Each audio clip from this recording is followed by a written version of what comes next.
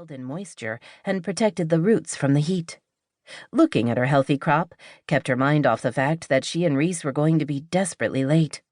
20 minutes later, she followed him off the highway onto a less crowded secondary road, a back way home. 5 minutes after that, they parked the trucks by the processing buildings behind the big tasting room. Rhys had already claimed one of the golf carts the family used to get around.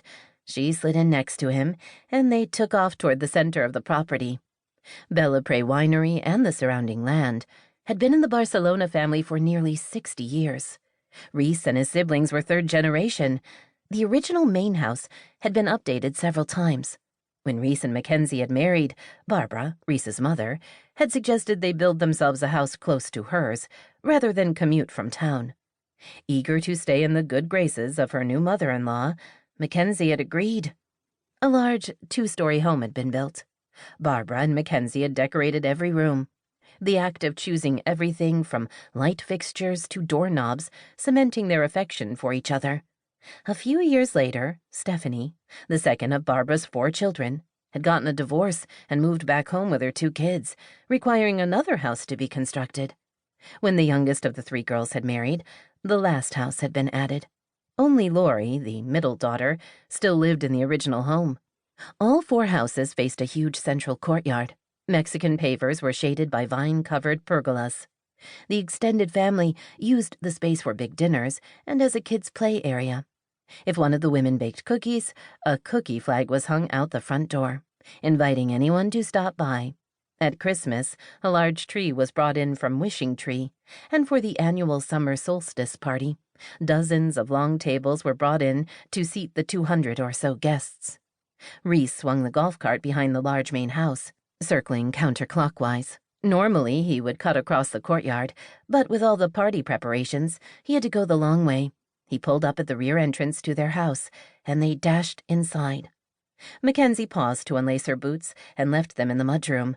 Rhys did the same. They raced up the stairs together, separating at the landing to head to their individual ensuite bedrooms. Once in her bathroom, she started the shower. Thankfully, she'd already picked out the dress she would wear. She raced through a shower. After she dried off, she wrapped her hair in a towel and dug out the scented body lotion Rhys had given her a couple of years ago. Why anyone would want to smell like coconut and vanilla was beyond her, but he liked it. She walked into the large closet and opened her underwear drawer. To the right were all the sensible bikini panties she usually wore. To the left were the fancier ones for special occasions. She chose a black pair and slipped them on, then went to the second drawer and looked for the matching push-up bra.